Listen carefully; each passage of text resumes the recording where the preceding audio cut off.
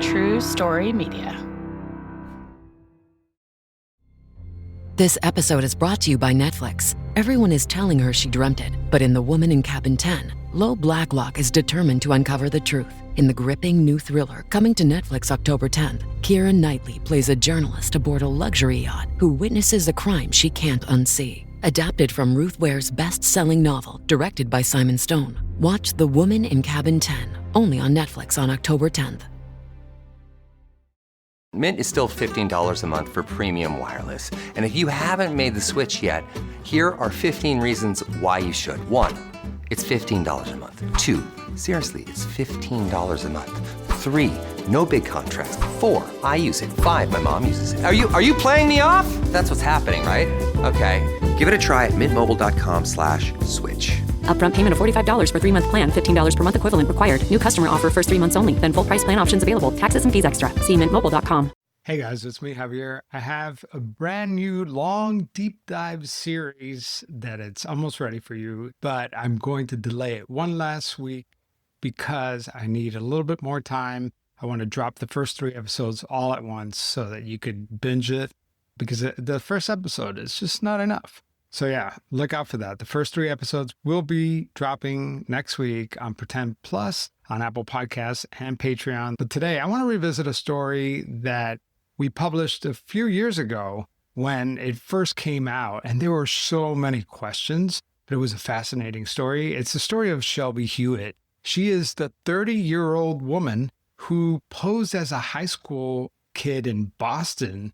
And she would have gotten away with it too if it weren't for those meddling kids. So listen to the episode. I just listened to it too, just to refresh my memory. And wow, it's such a crazy story. But as you listen, you're going to have tons of questions. And hopefully we'll have answers for you at the end of the episode. A lot of people have been coming out of the woodwork, former friends, roommates, and there's a big update on the criminal case against Shelby Hewitt. So listen to the episode and then meet me on the other side, and I will update you with everything that has come out since.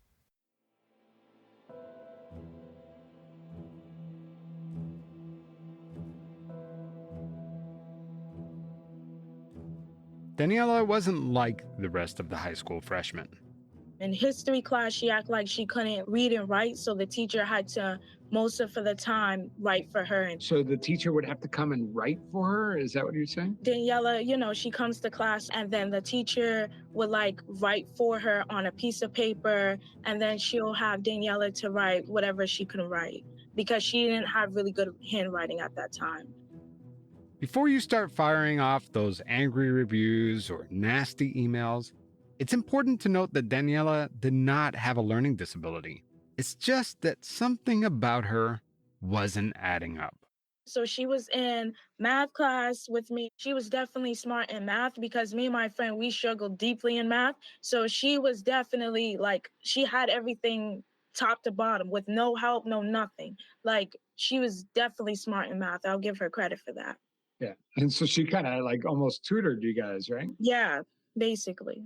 Janelle, the 16-year-old high school student from Boston, is telling me about Daniela, a friend she met on the first day of school. She introduced herself. I introduced myself. She asked me what school I came from. And she's just started talking to my other friends that were in that circle as well. And then we just started eating together in the library, just talking about how we didn't like the Burke and how our classes were going.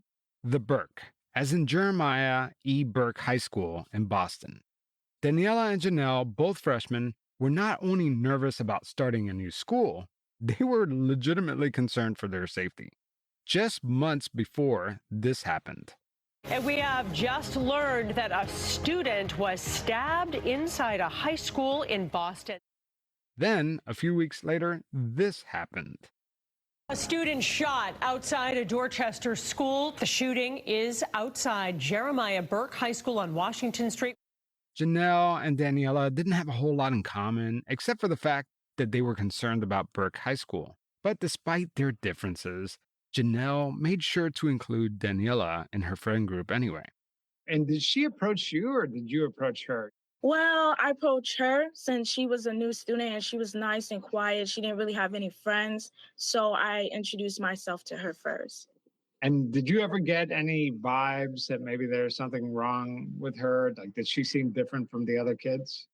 I mean, she did bring a trash bag full of clothes to school. I kind of find that weird because nobody else does it. Why did she bring the bag? Do you know? She claims that she was going to a new foster home, but she claims that she was homeless and that she was moving to different foster cares and that her father, I guess, died or went to jail or something. She said that her mom died when she was younger. She said that she did not like her foster mother. She's too controlling. When you first met her, you said you didn't suspect that something was wrong with her? No, Like, she actually, to you, she looked like a ninth grader? no, not really. But I didn't really think anything of it at Yeah, that I time. mean, why would you, right? Yes, and we exchanged phone numbers and we used to talk mainly all the time, just about classes. What about like boys? Did you guys ever No, talk about boys? no, Why was that funny? Why is that funny that I asked that? because me and my friends, we talk about boys sometimes, but I didn't talk about boys with her or anything. She would talk to my friend about foster homes, about how she didn't like how kids were getting treated and that they deserved like a better life and things like that, that she wanted to help them out. Daniela was quiet, lonely, and minded her own business. With the exception of Janelle and her crew, she really didn't have friends. Daniela wasn't like the other 15-year-old kids. Not because she said she was in foster care or had trouble reading and writing. Nah, it's because she wasn't a teenager. She was a grown 32-year-old woman impersonating a high school student. Yeah, let that sink in. And she just didn't pull this off at Burke High. Daniela, whose real name is Shelby Hewitt, is accused of enrolling in 3 Boston schools under different aliases. At English High School, this 32-year-old woman posed as a 13-year-old. A 13-year-old! How can a 32-year-old pull off 13? If you want to see a picture of Shelby Hewitt, check out my TikTok or Instagram video about her linked in my show notes. Do it now, I'll wait. And while you're there, give the show a follow. Shameless plug, let's move on. Okay, so if you think that's bold enough, you might not be ready for this next part. Shelby Hewitt wasn't just a 32-year-old posing as a high school kid. She was working for the Department of Children and Family Services as a social worker. I'm not kidding. She was collecting money from the state as a social worker during the same time she was taking math classes with Janelle. I'm Javier Leiva, and this is Pretend. Stories about real people pretending to be someone else.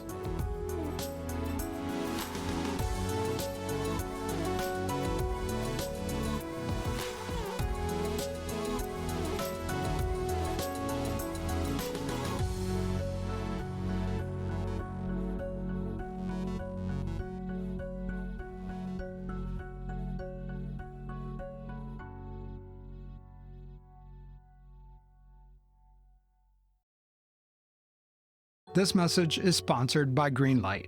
I'm the father of 2 teens. I like to call them my 2 little broke friends.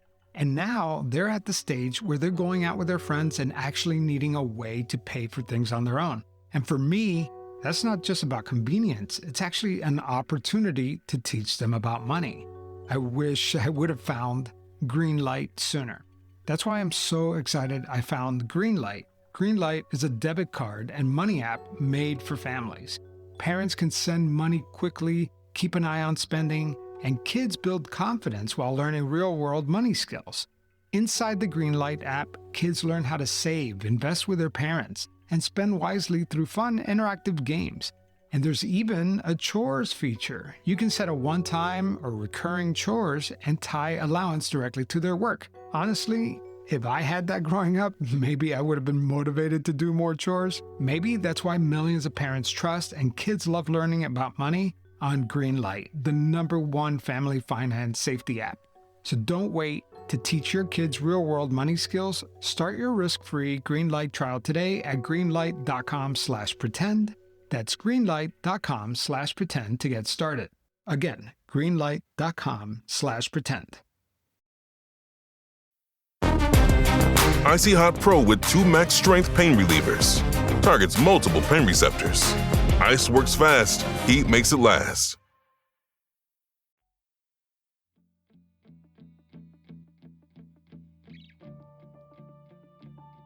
We all want a second chance, a do-over.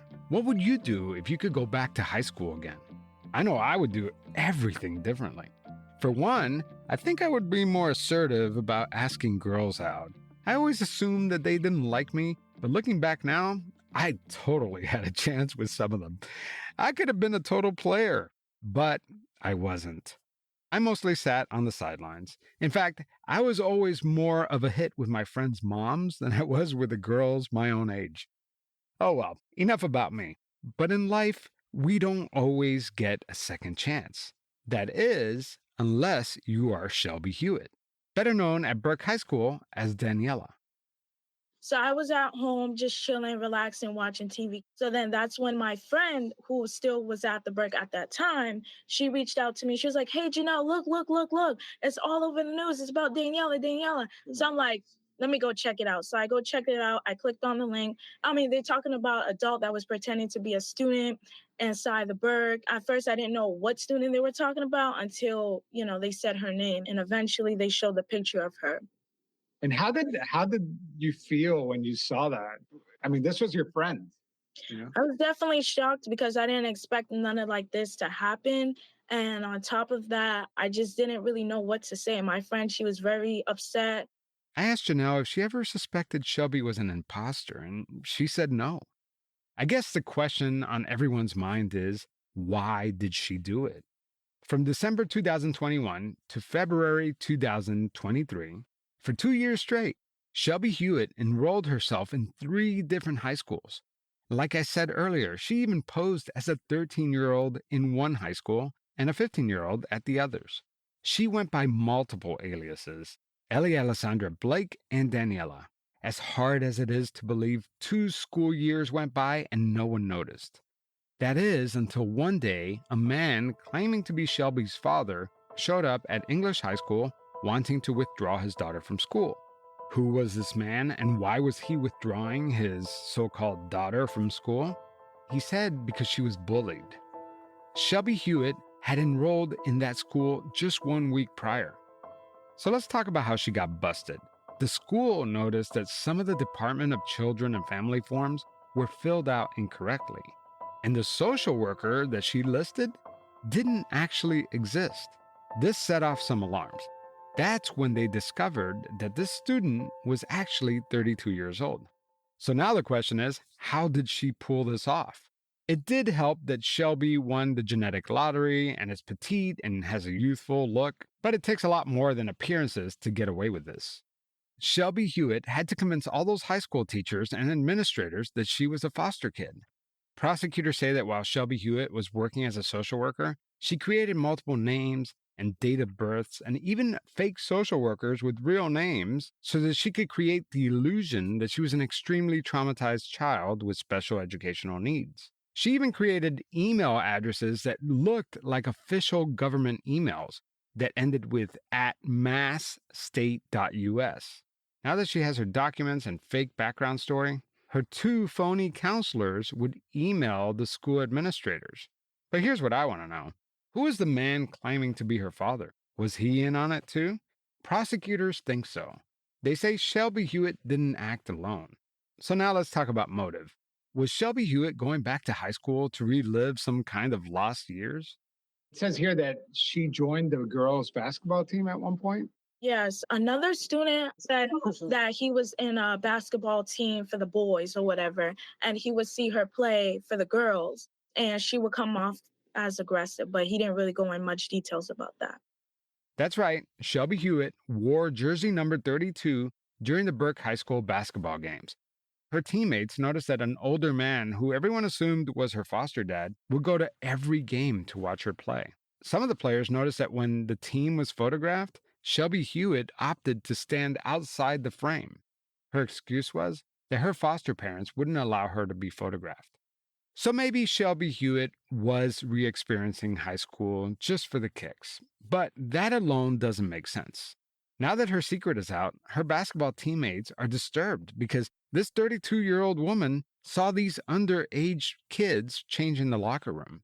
And when asked about this, Boston Mayor Michelle Wu told WBUR that police and school administrators haven't found any evidence to support any inappropriate behaviors or incidents with students or the school staff. Here's Boston Mayor Michelle Wu. It's extremely disturbing, right? If someone told me that an adult, many decades removed from being in some of these age-appropriate settings, was back in school, that it's concerning. And as we've gone through the information so far, thank goodness that no evidence of students in harm has been uncovered. Mayor Wu is implying that no student was sexually harmed. But let's not kid ourselves. Children were psychologically harmed, betrayed, and confused. Just ask Janelle and her mother, Robin. If she didn't get caught, here this is finding out a 32-year-old woman sitting among your children. We don't know what she was trying to do. Was she trying to, this is human trafficking? Was this sexual trafficking? What are you doing? It's sitting among these children. You're a grown woman, which you should have been working. Why? And that's the point is, why did you do it? That's what I think everybody wants to know. Yeah. I mean, I blame all of them. I blame Mayor Wu not stepping up as a mayor, because I look at for her, she has 2 children in public school too. And I'm like, how would you like it if some person pretended to be a kid that was sitting among your 2 boys? I don't believe she would like that. Yeah, would it be different if it were a man pretending to be a high school or middle school kid? That's what a lot of people have been saying. Right. I don't think she would. I don't believe so. So if she was just there for kicks, then why wouldn't she pick a less dangerous school than Burke High School? And she would go every single day to school? Yeah. Well, some days she couldn't go because she claimed she had a doctor's appointment and stuff. But most days, for the most part, she was there. You mentioned that you talked about not liking Burke High School. She didn't like it either? No, she did not like it. Janelle told me that sometimes Shelby would wander out of class, or sometimes she would find her crying for no apparent reason. Would she do that a lot? Would she cry a lot? Yeah. And looking back now, knowing what you know, do you think those were real tears? Like, did it feel genuine? That part, I don't know, because sometimes I would see her eyes red. I mean, she would leave class sometimes and things like that. She had a counselor at Jeremiah Burke. I'm not sure why, but she was going to her sessions and things like that with this counselor. She did not like her for some reason. She stopped going to the sessions, and she said that she's too much involved in her business. She didn't like how she was asking so many questions. But the irony of this whole thing is that she didn't even have to be there. So if she didn't like the school, why the heck was she there? Yeah, that's what we're all trying to figure out. I mean, that's it's one thing to pose as a high school kid, but she came in with a big story, right? Like, she wasn't just like some kid. She was homeless. She came from a bad home. She was in foster care. And do you think that she was doing this for the drama, that she was looking for attention, or what do you think was her motivation? That part, I don't know. Maybe to get information about the kids that she was working with as a DCF worker, or that part, I don't really know. Okay, so chances are Shelby Hewitt wasn't reliving her high school years. And maybe she was spying on her social work cases, but that doesn't make sense either. Wouldn't the kids recognize that their social worker is roaming the high school hallway and playing on the girls' basketball team? So she kept to herself. Yeah. If you wouldn't have approached her, she probably wouldn't have approached you. Shelby Hewitt's attorney says that she has serious mental health issues and is seeking treatment. He blames the public school system for failing to prevent this situation in the first place. Why did she do this? I think the bigger question is how. And what does that say about the safeguards in place? The why, will be answered. But again, as I mentioned in court, this is a young lady who's got severe mental health challenges, and she's been dealing with it on a lifelong basis. It's well documented, and she's continuing to deal with it. What even gets me with her attorney, as you see in the media, he's constantly throwing up, oh, she got mental illness. She got mental illness. And I'm like, I don't care about her mental illness. Her mental illness didn't stop her to get 2 degrees. Her mental illness did not stop her to apply for a job for Department of Family and Children's Services as a social worker. Me as a parent, I am so sick and tired of these criminals walking around in the community committing crime. As soon as they get caught, the first thing come out of their mouth or their attorney's mouth, they got mental illness. No, she was a 32-year-old woman who knew exactly what she was doing. If she didn't get caught, she would continue doing it. So you know what? Shame on her. She got 9 counts. As far as I understand what the DA said, it carries up to 10 years in prison. And I believe she should get the full max. Shelby Hewitt pled not guilty to all counts. She's charged with several counts of forgery, uttering false writing, which means passing on those forged documents with intent to defraud. She's also charged with identity fraud, stealing over $1,200, and violating standards of conduct for public employees. Shelby Hewitt was released on a $5,000 cash bail. She used different names. She used, different documents and things like that. So she would just jumping from, she basically crossed 3 school zones within a year. When a parent like myself, who is registering children, we have to give up so much information. We have to get, first, before they even talk to us, they ask you for your name. And then they ask you for identification. So a parent has to show identification. We have to show birth certificate, social security number. We have to show proof of income, proof of residence, a lot of stuff that a parent has to go through. And when she faked all that. And she right, because she used the Department of Family Children's Services form. Shelby Hewitt went through a lot of trouble to fool everyone, but I still wanted to know, what was it like for Janelle to be friends with this imposter?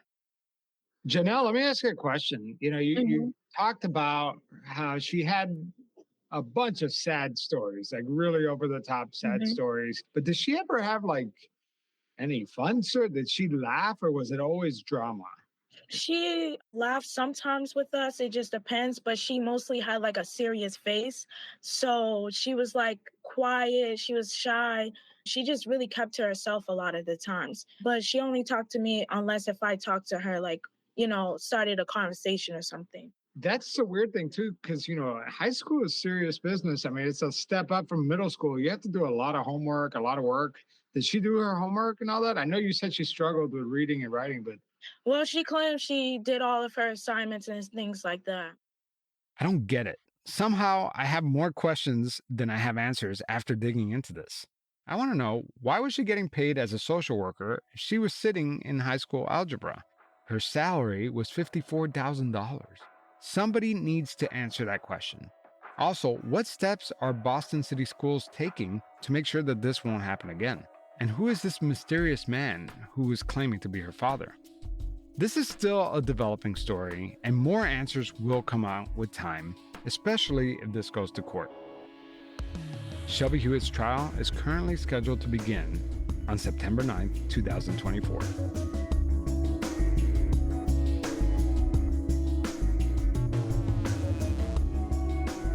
All right, stick around because after the break, we will update you on the Shelby Hewitt case.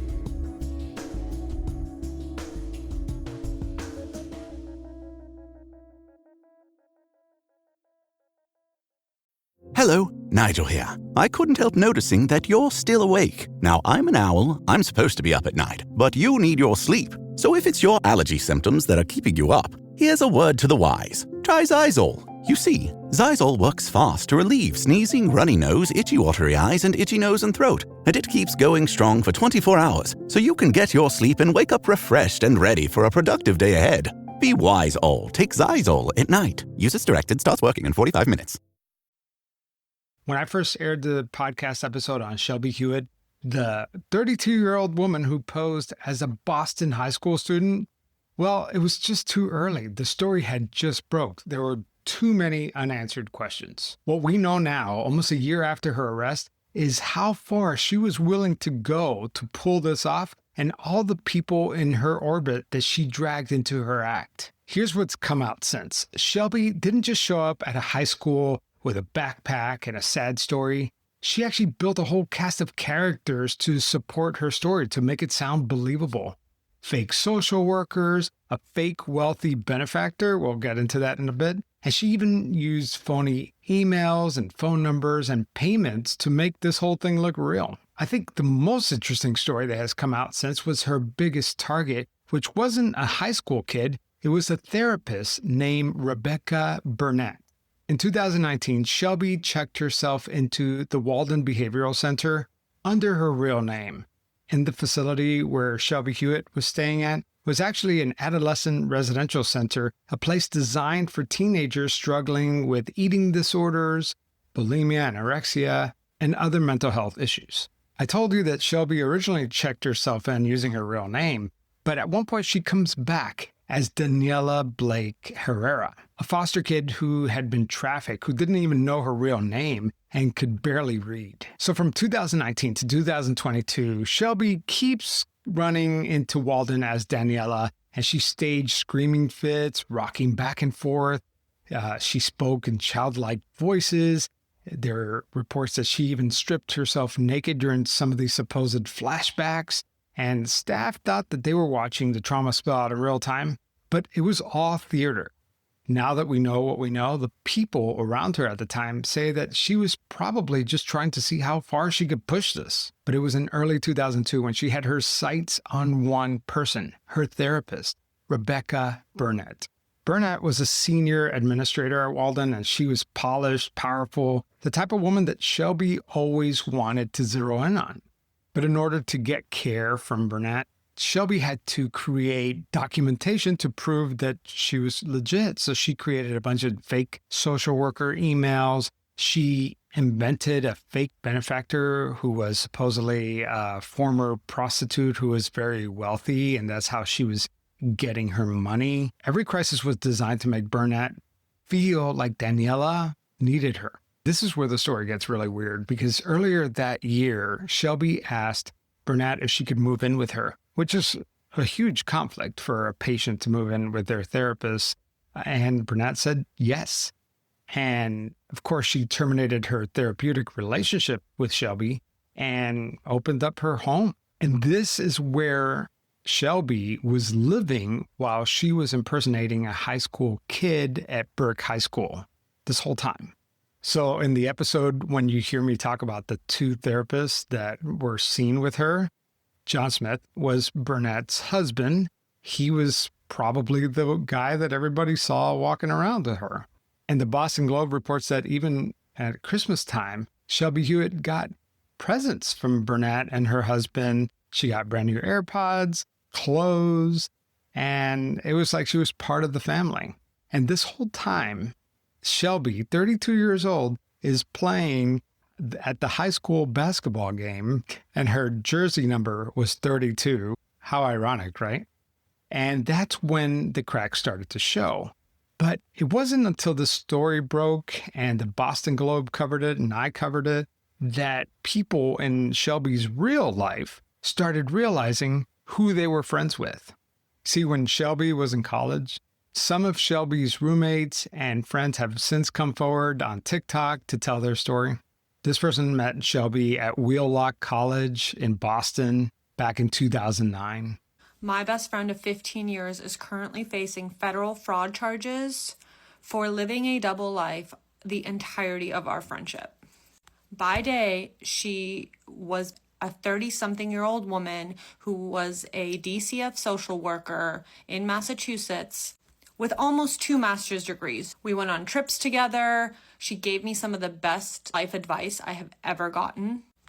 And by night, she was pretending to be a homeless, sex-trafficked teenager who was so severely traumatized and was in the foster system. She was enrolled in high school. She enrolled herself in high school. Looking back on it now, knowing what she knows now, her old roommate says that Shelby was basically a mirror She was whatever version of her you wanted her to be. Now she realizes that there were red flags. Shelby would, shift her identity depending on who she was with. She would copy her friends' mannerisms, clothing, even their speech. This roommate says that Shelby became really fixated on a college administrator named Snooky. Shelby would ask her roommate to send Snooky emails from her college account, fabricating crisis, missed class, emotional breakdowns. And over the years, this roommate kind of became this accomplice to Shelby's fantasy. The roommate says that anytime Snooky came to check in on Shelby, Shelby would regress into a baby voice and pretending that she couldn't even cut food and acted helpless. And this is a girl who was academically thriving, so her roommate just did not understand. Now, this is another TikToker who said that she roomed with Shelby while they were both in rehab together in February of 2024. I was in an abusive relationship. I was having substance problems. I had bipolar. I'm 21 years old, and they introduced me to this girl, Shelby, who's 20. Okay? We become best fucking friends. She lied about her identity at the fucking rehab I was at. They thought her name was Shelby Hernandez, and she was 20 years old. She told me that she was autistic with Asperger's. She's not. She's literally not autistic at all. And so we would all feel so bad for her. And then we all put it together that she used another person's social security number and fake identity to get into this rehab to hide from the cops. So when we had the drill with the police force, she thought they fucking found her. It traumatized me so much because when I found out all of this, I couldn't believe that my friendship with her was a lie. I truly thought I found a bridesmaid. Okay, I really thought, this is my girl for life. The real fallout was all these people discovering who her friend really was, right? They thought they knew Shelby as a friend, someone who was completely, quote unquote, normal, whatever that is. Some people knew her as a very disturbed person. Everybody had a different version of Shelby Hewitt, and the amount of betrayal, I think it's what really resonates with the people around her. So let's talk about what happened to Shelby Hewitt criminally. Back in July, Shelby Hewitt and her attorney and the prosecutors were trying to strike a deal. The prosecutors wanted her to plead guilty in some form, but her attorneys refused. So they cannot reach a plea deal. So that means if no deal is struck between now and then, a new trial is set to begin in February of 2026. If anything happens, of course, I'll let you know. Thank you for listening, and I hope you join us next week as we debut our new series, our new rabbit hole deep dive series of Pretend. That's coming up next week. Talk to you real soon.